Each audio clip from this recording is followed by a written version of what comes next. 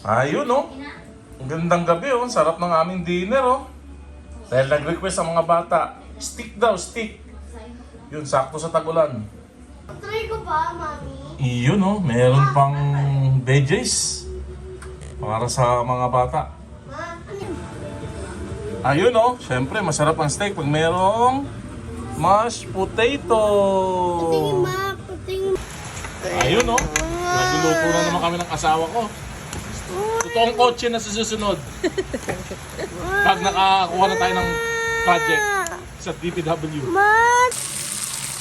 O yun, oh. Ayan na, ang bango-bango. Deserve talaga na ito ng new car. Yun, oh. Ayos na, tara kain na.